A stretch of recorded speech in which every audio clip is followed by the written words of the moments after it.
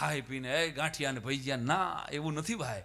1857ના સ્વાતંત્ર્ય સંગ્રામમાં લુણાવાડા સૂરજમલ નામના રાજાએ જીતી લીધું, અને એની હારે કાંદાસ મેહડુ નામનો એક મર્દામર્દ ચારણ પાલ ગામનો હતો. અંગ્રેજોને ખબર પડી એટલે એ આખું પાલના ગામને હળગાવી દેવામાં આવે. એક ફાંસીઓ વડ છે ભાઈ શ્રી, સારસા પાસે. હજી ક્યારેક જાઓ તો ક્યારેક જોજો, એ સારસા પાસે અને ચાંડુપ નામનું ઈડર પાસે ગામ છે. એ આખું ગામ હળગાવી અને ફાંસિયા વડ માથે 250 જણાને ફાંસી આપી દેવામાં આવી. ગામના 250 જુવાન દીકરાઓ અને પુરુષોને, અને એને કોઈ ઉતારે એને ગોળી મારી દો. આટલા ક્રૂર અંગ્રેજો હતા સાહેબ. આ ખાલી હું ચિતાર યાદ કરાવું છું તમને કે આની લાશ જે ઉતારે એને ગોળી મારી દો. એટલે રીતસર પોતાનો હગો બાપ, હગો ભાઈ ફાંસીએ લગાડેલો હોય અને એને ગીધડા ઠોલતા હોય ને પરિવારની સ્ત્રીઓ, કેવી હાલત થશે વિચાર તો કરો. કેવી રીતે આઝાદી મળી છે.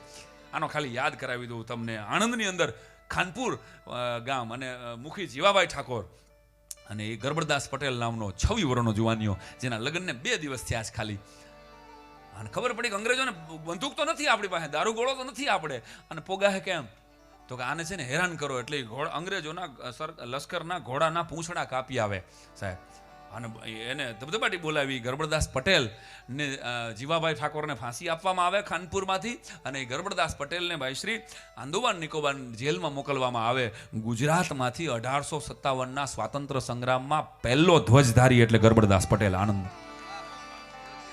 આ પહેલો માણસ હતો. ક્યારેક આંદોમાન નિકોબાર જાઓ તો અહીંયા આખું લિસ્ટ છે. ખેડા બોલતા નહોતું આવડતું અંગ્રેજોને, એટલે કેરા લખ્યું છે. પણ ગરબડદાસ પટેલ આ ગુજરાતનો પહેલો માણસ કે એની પત્ની લાલબા, એને ખબર પડી કે લઈ ગયા છે અંગ્રેજો, એટલે એ સમયે રખડતી આઠડતી ટ્રેનમાં જઈ અને દિલ્હી વાઇસરોયના ઘરની સામે ઊભી રહીએ.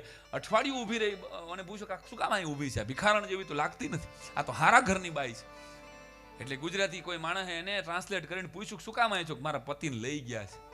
આંદોબાન સાહેબ મોટા સાહેબને પૂછવા આવીશું કે લગ્નને 1 દિવસ થયો છે, મારા પતિ ક્યારે આવશે એ જાણી દો ને. ત્યાંથી દિલ્હીથી આ વાઇસરોયે આંદોમાન નિકોબારની જેલમાં પત્ર લખ્યો, કોઈ ગરબડદાસ પટેલ નામનો માણસ છે. પાછો જવાબ આપ્યો કે એ તો 1 જ વર્ષમાં મરી ગયો છે સાહેબ.